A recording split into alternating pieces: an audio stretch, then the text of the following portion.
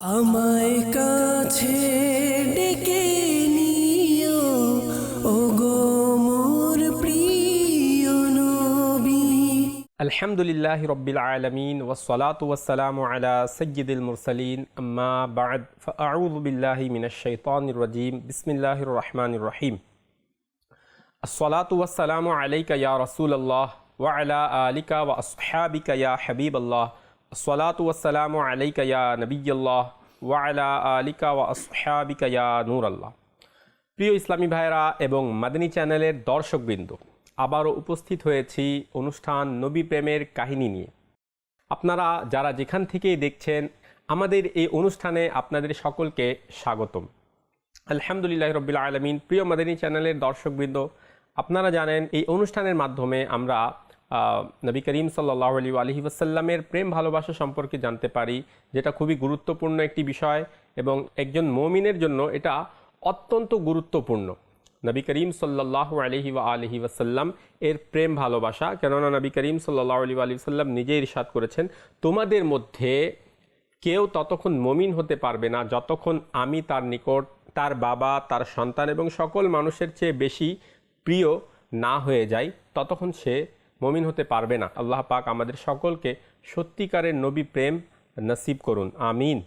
আসুন প্রথমে দরুদ শরীফের একটি ফজিলত শুনে নেই, তারপর ইনশাআল্লাহ আলোচনার দিকে আসব। নবী করিম সাল্লাল্লাহু আলাইহি ওয়াসাল্লাম ইরশাদ করেছেন, যেই মুসলমানের কাছে সাদকা করার জন্য কিছু না থাকে, তাহলে তার উচিত সে যেন নিজের দোয়ায় এটা বলে নিবে। কি বলে নিবে? আল্লাহুম্মা সাল্লি আলা মুহাম্মাদিন আবদিকা ওয়া রাসূলিকা ওয়া সাল্লি আলাল মুমিনিনা ওয়াল মুমিনাতি ওয়াল মুসলিমিনা ওয়াল মুসলিমাত। আবারও বলছি, আল্লাহুম্মা সাল্লি আলা মুহাম্মাদিন আবদিকা ওয়া রাসূলিকা ওয়া সাল্লি আলাল মুমিনিনা ওয়াল মুমিনাতি ওয়াল মুসলিমিনা ওয়াল মুসলিমাত। তো নবী করিম সাল্লাল্লাহু আলাইহি ওয়াসাল্লাম ইরশাদ করেন যে এটা সাদকা, এবং মুমিন কখনো কল্যাণ থেকে তৃপ্ত হয় না যতক্ষণ না তার শেষ গন্তব্য জান্নাত হয়। সুবহানাল্লাহ। তো প্রিয় মাদানী চ্যানেলের দর্শকবৃন্দ, এই দরুদ শরীফটি সাদকা স্বরূপ নবী করিম সাল্লাল্লাহু আলাইহি ওয়াসাল্লাম ইরশাদ করেছেন। তো ইনশাআল্লাহ আমরা নিয়ত করি যে ইনশাআল্লাহ আমরাও এই দরুদ শরীফটিও বেশি বেশি পাঠ করার চেষ্টা করব। সাল্লু আলাল হাবিব সাল্লাল্লাহু তাআলা আলা মুহাম্মদ সাল্লাল্লাহু তাআলা আলাইহি ওয়া আলিহি ওয়াসাল্লাম। প্রিয় মাদানী চ্যানেলের দর্শকবৃন্দ, আজকে যে আমাদের অনুষ্ঠানের বিষয় সেটা হচ্ছে তাবাররুকাত এর আদব সম্মান। তাবাররুকাত কাকে বলে? আল্লাহ তাআলার প্রিয় বান্দাদের বিভিন্ন নিদর্শন এবং নবী করিম সাল্লাল্লাহু আলাইহি ওয়াসাল্লাম এর পবিত্র শরীর মুবারকের সাথে স্পর্শ হওয়া বা তার সাথে সম্পৃক্ত যে কোনো বস্তুই হচ্ছে তাবাররুক, তাবাররুকাত, বরকতময়। অর্থাৎ নবী করিম সাল্লাল্লাহু তাআলা আলাইহি ওয়াসাল্লামের শরীর মুবারকের সাথে যে জিনিসটি সংস্পর্শ হয়েছে, টাচ হয়েছে, সেটা বরকতময় হয়ে গিয়েছে। তো এই বরকতময় তাবাররুক এর সম্মান এবং আদব, এইটাই হচ্ছে আজকে আমাদের বিষয়। আমরা শুনব যে সাহাবায়ে কেরামগণ নবী করিম সাল্লাল্লাহু আলাইহি ওয়াসাল্লামের এই তাবাররুকের কেমন আদব করতেন, কেমন সম্মান করতেন। বলা হয়েছে যে হযরতে সালমান ফারসি রাদিয়াল্লাহু তাআলা আনহু ইসলাম গ্রহণের পূর্বে বিভিন্ন ধর্মীয় ও আধ্যাত্মিক পথ প্রদর্শকদের কাছে যাতায়াত করতেন। তিনি এটিও জিজ্ঞেস করতেন, হযরত সালমান ফারসি রাদিয়াল্লাহু তাআলা আনহু জিজ্ঞেস করতেন যে তাদের মৃত্যুর পর কার কাছে যাব। যখন সর্বশেষ এক সন্ন্যাসীকে জিজ্ঞেস করলেন যে এখন আপনার পর আমি আর কার কাছে যাব, কার কাছে থাকতে হবে, তখন সে বলল, ওই যে সন্ন্যাসী ছিল, রাহিব ছিল, সে বলল যে এখন পৃথিবীতে এমন কাউকে দেখি না যার কাছে তুমি নিরাপত্তা ও শান্তি পাবে। তবে হ্যাঁ, শীঘ্রই সর্বশেষ নবী আগমন করবেন, তিনি হজরতে ইব্রাহিম আলাইহিস সালাতু ওয়াস সালামের দ্বীনের উপর থাকবেন। তার হিজরতের স্থান হবে দুই পাহাড়ের মাঝখানে, যেখানে খেজুর গাছ প্রচুর থাকবে। তার দুই কাঁধের মাঝে মোহরে নবুয়ত থাকবে। তিনি হাদিয়া গ্রহণ করবেন, অর্থাৎ হাদিয়া উপহার তিনি গ্রহণ করবেন, কিন্তু তিনি সদকা গ্রহণ করবেন না, সদকা খাবেন না। তো এই নিদর্শনগুলো ওই সন্ন্যাসী, ওই রাহিব হজরত সলমান ফার্সি রাদিয়াল্লাহু তাআলা আনহুকে বলে দিল যে এই চিহ্ন, এই নিদর্শন হবে ওই সর্বশেষ নবীর মধ্যে। তো হজরত সলমান ফার্সি রাদিয়াল্লাহু তাআলা আনহু এটা শোনার পর সেখান থেকে বের হলেন, রওনা হলেন আরবের উদ্দেশ্যে। তিনি যখন মদিনায় পৌঁছলেন তখন নবী করিম সাল্লাল্লাহু আলাইহি ওয়া আলিহি ওয়াসাল্লাম হিজরত করে কুবায় চলে এসেছিলেন। হযরত সলমান ফার্সি রাদিয়াল্লাহু তাআলা আনহু সেখানে গেলেন এবং কিছু জিনিস নিয়ে গেলেন এবং বললেন নবী করিম সাল্লাল্লাহু আলাইহি ওয়াসাল্লামকে ওই জিনিসগুলো দিয়ে বললেন যে এটি হচ্ছে সদকা, গ্রহণ করুন। হুজুর নবী করিম সাল্লাল্লাহু আলাইহি ওয়া আলিহি ওয়াসাল্লাম সাহাবাদের বললেন যে তোমরা খাও, কিন্তু নবী করিম সাল্লাল্লাহু আলাইহি ওয়াসাল্লাম সেখান থেকে কিছুই খেলেন না। সলমান ফার্সি রাদিয়াল্লাহু তাআলা আনহু মনে মনে বললেন যে একটি নিদর্শন পূর্ণ হলো। ওই সন্ন্যাসী যে বলেছিল যে সর্বশেষ নবী তিনি সদকা গ্রহণ করবেন না, নিজে কিছু খাবেন না, তো এমনই হলো নবী করিম সাল্লাল্লাহু আলাইহি ওয়াসাল্লাম ওই সদকার সম্পদ বা ওই সদকার যে খাদ্য ছিল সেটা সাহাবা ইকরামদেরকে খেতে দিলেন। নবী করিম সাল্লাল্লাহু আলাইহি ওয়াসাল্লাম নিজে কিছুই খেলেন না। এরপর নবী করিম সাল্লাল্লাহু আলাইহি ওয়াসাল্লাম যখন কুবা থেকে মদিনায় আসলেন তখন হজরতে সলমান ফার্সি রাদিয়াল্লাহু তাআলা আনহু আবারও কিছু জিনিস নিয়ে হুজুর সাল্লাল্লাহু আলাইহি ওয়াসাল্লামের কাছে গেলেন এবং বললেন যে হুজুর, এটি হাদিয়া অর্থাৎ উপহার, আপনি গ্রহণ করুন। এবার নবী করিম সাল্লাল্লাহু আলাইহি ওয়াসাল্লাম ওই হাদিয়া নিয়ে সাহাবাদের সঙ্গে মিলে তা আহার করলেন। অর্থাৎ এখন নবী করিম সাল্লাল্লাহু আলাইহি ওয়াসাল্লাম নিজেও খেলেন এবং সাহাবায়ে কেরামগণও খেলেন। তখন সলমান ফার্সি রাদিয়াল্লাহু তাআলা আনহু বলেন যে আমি মনে মনে বললাম দুটি নিদর্শনই পূর্ণ হলো। এখন তৃতীয় নম্বর যে নিদর্শন ছিল সর্বশেষ নবীর, সেটা হচ্ছে যে তার দুই কাঁধের মাঝখানে মোহরে নবুয়ত থাকবে। এরপর হজরত সলমান ফার্সি রাদিয়াল্লাহু তাআলা আনহু বলেন এরপর আমি ওই সময় নবী করিম সাল্লাল্লাহু আলাইহি ওয়াসাল্লামের দরবারে উপস্থিত হলাম যখন নবী করিম সাল্লাল্লাহু আলাইহি ওয়াসাল্লাম জান্নাতুল বাকিতে এক সাহাবীর জানাজা পড়াতে গিয়েছিলেন, একজন সাহাবীর জানাজা পড়াতে গিয়েছিলেন। তখন নবী করিম সাল্লাল্লাহু আলাইহি ওয়াসাল্লামের কাঁধে একটি চাদর মুবারক ছিল, একটি চাদর মুবারক ছিল যা তিনি লুঙ্গি ও চাদর হিসেবে ব্যবহার করছিলেন, অর্থাৎ যেটাকে তেহবান বলা হয় সেটা হিসেবে নবী করিম সাল্লাল্লাহু আলাইহি ওয়াসাল্লাম সেটা ব্যবহার করতেন এবং চাদর হিসেবে ব্যবহার করতেন। তো হযরত সলমান ফার্সি রাদিয়াল্লাহু তাআলা আনহু বলেন আমি ধীরে ধীরে পিছনে গেলাম, যখন চাদরের অংশ সরে গেল তখন আমি সেই মোহরে নবুয়ত দেখতে পেলাম, ঠিক যেমনটি আমাকে বলা হয়েছিল, ওই সন্ন্যাসী যেমনটি বলেছিল ঠিক তেমনটি আমি হুজুর সাল্লাল্লাহু আলাইহি ওয়াসাল্লামের কাঁধ মোবারকের মধ্যে দেখলাম। তখন আমি আবেগে আবির্ভূত হয়ে সামনে এগিয়ে গেলাম, সেই মোহরকে চুম্বন করলাম এবং কাঁদতে লাগলাম। নবী করিম সাল্লাল্লাহু আলাইহি ওয়াসাল্লাম আমাকে নিজের কাছে ডেকে নিলেন, আমি নিজের পুরো ঘটনা শোনালাম। নবী করিম সাল্লাল্লাহু আলাইহি ওয়াসাল্লাম তা পছন্দ করলেন এবং সাহাবায়ে কেরাম রাদিয়াল্লাহু তাআলা আনহুম ও আমার এই ঘটনা শুনলেন।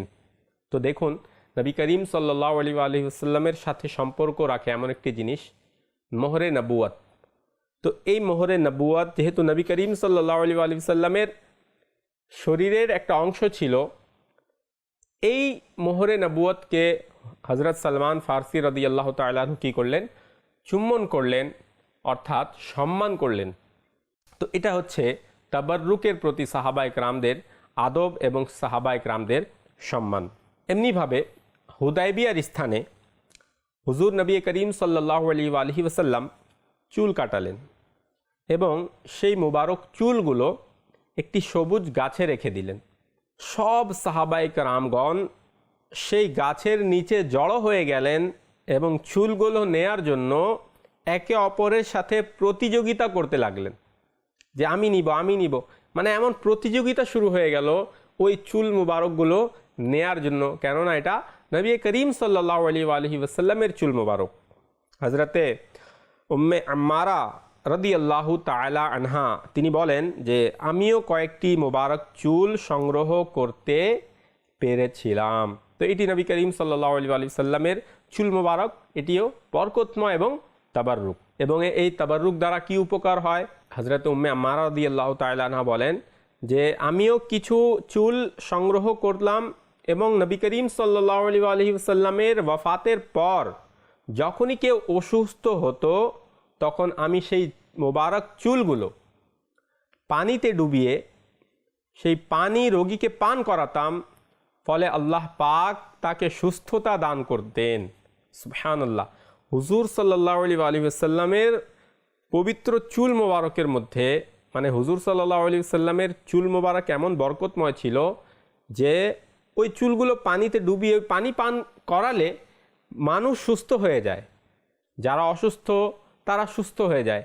তো এখান থেকে চিন্তা করুন যে আল্লাহ পাক নিজের হাবিব সাল্লাল্লাহু আলাইহি ওয়াসাল্লামকে কেমন মর্যাদা দান করেছেন। এবার আসুন হুজুর সাল্লাল্লাহু আলাইহি সাল্লামের পবিত্র মুখের যে লালা মুবারক, থুথু মুবারক, এর কি মর্যাদা এবং এটি কত বরকতময় জিনিস। হজরতে উতবা বিন ফরকদ রাদিয়াল্লাহু তাআলা আনহু এর স্ত্রী হজরতে উম্মে আসিম রাদিয়াল্লাহু তাআলা আনহা তিনি বলেন যে হজরতে উতবা ইবনে ফরকদ রাদিয়াল্লাহু তাআলা আনহু এর বিবাহ বন্ধনে আমরা 4 জন স্ত্রী ছিলাম।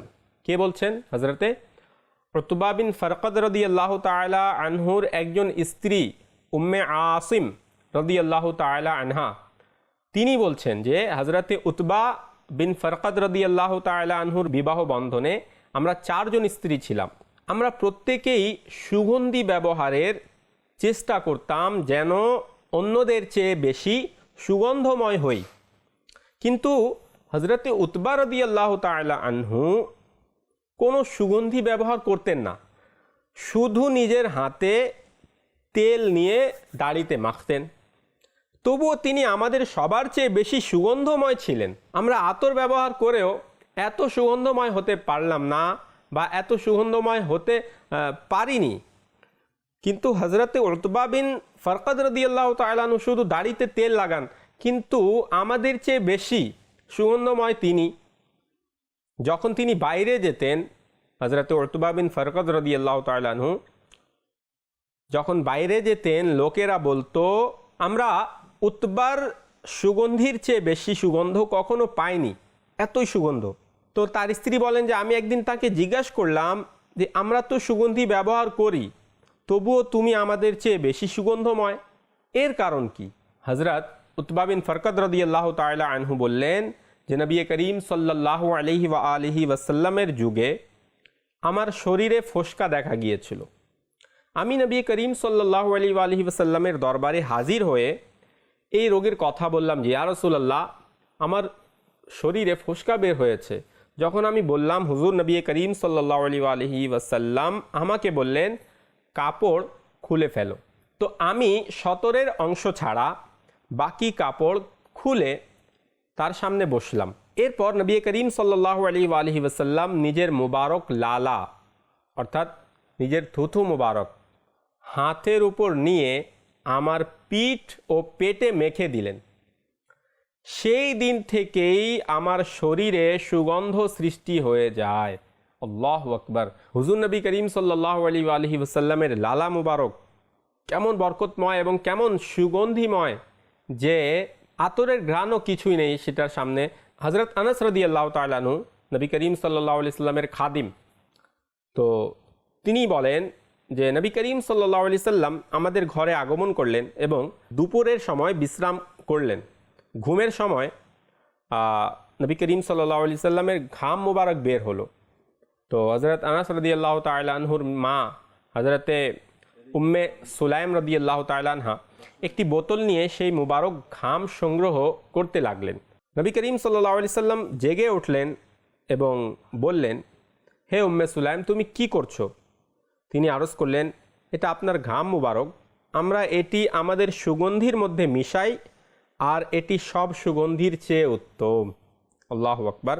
অন্য এক বর্ণনায় আছে, তিনি বললেন, ইয়া রাসূলুল্লাহ সাল্লাল্লাহু আলাইহি ওয়াসাল্লাম, আমরা আমাদের সন্তানদের জন্য এর বরকত কামনা করি। ঘাম মুবারক থেকেও সাহাবায়ে কেরামগণ কী করতেন? বরকত নিতেন এবং সেটা আতর হিসেবে ব্যবহার করতেন। নবী করিম সাল্লাল্লাহু আলাইহি সাল্লাম তখন হযরত উম্মে সুলাইম রাদিয়াল্লাহু তাআলা আনহাকে বললেন যে, তুমি ঠিকই বলেছ। আল্লাহু আকবার। সাহাবায়ে কেরাম এই মুবারক ঘাম নিজের মুখ ও শরীরে লাগাতেন এবং এর মাধ্যমে তারা বিভিন্ন বিপদ আপদ থেকে নিরাপদ থাকতেন। আল্লাহু আকবার। তাদের আকীদা কেমন ছিল যে হুজুর নবী করিম সাল্লাল্লাহু আলাইহি সাল্লামের ঘাম মুবারকের মাধ্যমে এটাকে ওসিলা করে যদি দোয়া করি সেটাও কবুল হবে এবং বিপদ আপদও দূর হবে এবং এটাকে শরীরে লাগালে বা কাপড়ে লাগালে সেটারও বরকত পাওয়া যাবে। হযরতে আবু হুরায়রা রাদিয়াল্লাহু তাআলা আনহু বর্ণনা করেন যে এক ব্যক্তি নবী করিম সাল্লাল্লাহু আলাইহি সাল্লামের দরবারে এসে বলল, ইয়া রাসূলুল্লাহ, আমি আমার মেয়ের বিয়ে দিয়েছি, এখন তাকে তার স্বামীর ঘরে পাঠাতে চাই, কিন্তু আমার কাছে কোনো সুগন্ধি নেই, আপনি কিছু দান করুন। রাসূলুল্লাহ সাল্লাল্লাহু আলাইহি ওয়াসাল্লাম বললেন, এখন আমার কাছে কিছু নেই, তবে আগামীকাল সকালে একটি প্রশস্ত মুখের বোতল এবং একটি গাছের কাঠ নিয়ে এসো। পরদিন সে বোতল ও কাঠ নিয়ে হাজির হলো। হুজুর নবী করিম সাল্লাল্লাহু আলাইহি ওয়াসাল্লাম নিজের দুই বাহু থেকে সেই বোতলে মোবারক ঘাম ঢালতে লাগলেন, এমনকি বোতল পূর্ণ হয়ে গেল। তারপর বললেন, এটি নিয়ে যাও এবং তোমার মেয়েকে বলো সে যেন এই কাঠটি বোতলে ভিজিয়ে শরীরে ব্যবহার করে। যখন সেই মেয়ে এই মুবারক ঘাম ব্যবহার করত তখন তার সুগন্ধ পুরো মদিনায় ছড়িয়ে পড়ত, এমনকি তার ঘরের নাম হয়ে গেল বাইতুল মুতাজ্জিবিন, অর্থাৎ সুগন্ধীদের ঘর, এমন ঘর যেখান থেকে সুগন্ধ আসে। আল্লাহু আকবার। ওই মহিলা যে শুধু ঘাম মুবারক নিজের শরীরে লাগিয়েছে, তার ঘর থেকেও সুগন্ধি আসে, পুরো মদিনায় এই সুগন্ধি ছড়িয়ে যায়, তাহলে নবী করিম সাল্লাল্লাহু আলাইহি সাল্লাম এর শরীর মোবারক থেকে তাহলে কেমন সুগন্ধি আসতো? এখান থেকে অনুমান করুন যে ওই ঘাম মোবারক যে লাগিয়ে দেয় তার থেকে এমন সুগন্ধি চলে আসে। তো এখান থেকে নবী করিম সাল্লাল্লাহু আলাইহি সাল্লামের বরকতময় ঘাম মোবারকের যে কি মর্যাদা সেগুলো আমরা অনুমান করতে পারি। হাফিজ আবু নুআইম বর্ণনা করেন যে ইবাদ বিন আব্দুস সামাদ বলেন, আমরা হযরতে আনাস বিন মালিক রাদিয়াল্লাহু তাআলা আনহুর কাছে গেলাম। তিনি তার দাসীকে বললেন, দস্তরখান নিয়ে আসো যাতে আমরা চাশতের খাবার খাই। দাসী দস্তরখানা নিয়ে এলো। অর্থাৎ হযরতে আনাস রাদিয়াল্লাহু তাআলা আনহুর ঘরে দাওয়াত ছিল, তো তারা হযরতে আনাস রাদিয়াল্লাহু তাআলা আনহুর বাসায় গেলেন। হযরত আনাস রাদিয়াল্লাহু আনহু নিজের দাসীকে বললেন, দস্তরখান নিয়ে আসো। দাসী দস্তরখানা নিয়ে আসলো। তারপর হযরত আনাস রাদিয়াল্লাহু তাআলা আনহু বললেন যে ওই রুমালটিও নিয়ে আসো। দাসী নিয়ে আসলো। তখন তিনি বললেন যে এই রুমালটি গরম চুলায় দিয়ে দাও। যখন চুলা থেকে বের করা হলো ওই রুমালটি, তো রুমালটি সাদা হয়ে বের হলো, দুধের মতো সাদা। তখন আমরা জিজ্ঞেস করলাম, হযরত আনাস রাদিয়াল্লাহু তাআলা আনহুর কাছে তারা জিজ্ঞেস করলেন যারা এসেছিলেন যে এটা কিভাবে হলো। তখন হযরত আনাস রাদিয়াল্লাহু তাআলা আনহু বললেন, কি বললেন যে এটি সেই রুমাল যেটি দিয়ে নবী করিম সাল্লাল্লাহু আলাইহি ওয়াসাল্লাম নিজের মুবারক চেহারা মুছতেন। যখন এটি ময়লা হয়ে যায় আমরা এভাবেই পরিষ্কার করি, আমরা পানি দিয়ে পরিষ্কার করি না, আমরা এটা আগুনে দিয়ে দেই, এটা এভাবে আমরা পরিষ্কার করি, কারণ আগুন সেই জিনিসের প্রভাব ফেলে না, যা নবীগণের মোবারক দেহ স্পর্শ করেছে। তো এখান থেকে বোঝা যাচ্ছে যে হুজুর নবী করিম সাল্লাল্লাহু আলাইহি ওয়াসাল্লাম এবং অন্যান্য আম্বিয়া কেরামের শরীরের সাথে যেগুলো স্পর্শ করে সেগুলোকে আগুন জ্বালাতে পারে না। হযরতে মুহাম্মদ বিন জাবের এর দাদা ইবনে তালাক ইয়ামানি রাদিয়াল্লাহু তাআলা আনহু বনি হানিফা গোত্রের প্রতিনিধি দলের সাথে হুজুর নবী করিম সাল্লাল্লাহু আলাইহি ওয়াসাল্লামের দরবারে হাজির হন এবং ইসলাম গ্রহণ করেন। তিনি আরজ করলেন, ইয়া রাসূলুল্লাহ সাল্লাল্লাহু আলাইহি ওয়াসাল্লাম, আপনার জামার একটি টুকরো আমাকে দান করুন যাতে আমি এর সাথে বরকত গ্রহণ করতে পারি। নবী করিম সাল্লাল্লাহু আলাইহি ওয়াসাল্লাম তার আবেদন গ্রহণ করে নিজের জামার একটি টুকরো দান করলেন। মুহাম্মদ বিন জাবির বলেন, আমার পিতা আমাকে বলেছেন সেই টুকরাটি আমাদের কাছে ছিল, আমরা সেটি ধুয়ে সে পানি আরোগ্যের উদ্দেশ্যে অসুস্থদের পান করাতাম। এখান থেকেও বোঝা যাচ্ছে যে সাহাবায়ে কেরামগণ শুধু আদবই করতেন না, বরং তাদের আকীদা ছিল যে এইগুলো যদি আমরা পানিতে ডুবিয়ে এই পানি রোগীদেরকে পান করাই তাহলে আল্লাহ পাক এটার ওসিলায় অসুস্থ ব্যক্তিদেরকে শিফা দান করবেন। সুবহানাল্লাহ। তো এটা হচ্ছে সাহাবায়ে কেরামদের নবী প্রেম ভালোবাসা যখন থাকবে তখনই এই জিনিসগুলো মানুষের অন্তরে চলে আসবে। হযরতে আব্দুল্লাহ বিন উমর রাদিয়াল্লাহু আনহু সম্পর্কে বর্ণিত আছে, তিনি নবী করিম সাল্লাল্লাহু আলাইহি ওয়াসাল্লামের মিম্বরের সেই স্থানে হাত রাখলেন যেখানে হুজুর সাল্লাল্লাহু আলাইহি ওয়াসাল্লাম বসতেন। এরপর গভীর ভালোবাসা ও শ্রদ্ধায় সেই হাত নিজের মুখে লাগিয়ে নিলেন, অর্থাৎ হুজুর সাল্লাল্লাহু আলাইহি ওয়াসাল্লামের বসার জায়গায় হাত দিলেন, তারপরে ওই হাত নিজের মুখে লাগিয়ে নিলেন ভালোবাসার সাথে এবং শ্রদ্ধার সাথে। তো প্রিয় মাদিনী চ্যানেলের দর্শকবৃন্দ, এখান থেকে বোঝা যাচ্ছে সাহাবায়ে কেরামগণের শিক্ষাও এটাই, হুজুর নবী করিম সাল্লাল্লাহু আলাইহি ওয়াসাল্লামের সাথে সম্পৃক্ত প্রত্যেকটি জিনিসের আদব এবং সম্মান রয়েছে এবং সেটা খুবই বরকতময় এবং সেগুলোর ওসিলায় আল্লাহর দরবারে দোয়াও করা যেতে পারে, সেগুলোর ওসিলায় আরোগ্যও চাওয়া যেতে পারে এবং সাহাবায়ে কেরামগণ সেগুলো থেকে আরোগ্যের উদ্দেশ্যে সেগুলো ব্যবহার করতেন। তো আমাদেরও উচিত আমরাও যেন নবী করিম সাল্লাল্লাহু আলাইহি ওয়াসাল্লামের প্রত্যেকটি, অর্থাৎ হুজুর নবী করিম সাল্লাল্লাহু আলাইহি ওয়াসাল্লামের জামা মুবারক, হুজুর নবী করিম সাল্লাল্লাহু আলাইহি ওয়াসাল্লামের চুল মুবারক, হুজুর নবী করিম সাল্লাল্লাহু আলাইহি ওয়াসাল্লাম এর সাথে সম্পর্কিত প্রত্যেকটি জিনিসের যা আজও বিদ্যমান রয়েছে সবগুলোর সম্মান করা এবং আদব করা। এবং বিশেষ করে আমরা যখন নবী করিম সাল্লাল্লাহু আলাইহি ওয়াসাল্লামের নাম শুনি মুহাম্মদ সাল্লাল্লাহু আলাইহি ওয়াসাল্লাম, তখন আমরা এভাবে বৃদ্ধাঙ্গুলকে চুমু দিয়ে আমাদের চোখে লাগাই। হুজুর নবী করিম সাল্লাল্লাহু আলাইহি ওয়াসাল্লামের সাথে সম্পৃক্ত যে জিনিসেরই আদব আমরা করব তা আমরা ইনশাআল্লাহ সেটার সওয়াব পাবো। আল্লাহ পাক আমাদের সকলকে যা কিছু শুনেছি এর উপর আমল করার তৌফিক দান করুন। আমিন বিজাহিন নবিয়্যিল আমিন সাল্লাল্লাহু আলাইহি ওয়াসাল্লাম। সাল্লু আলাল হাবিব সাল্লাল্লাহু আলা মুহাম্মদ সাল্লাল্লাহু আলাইহি ওয়াসাল্লাম। আমায় কাছে ডেকে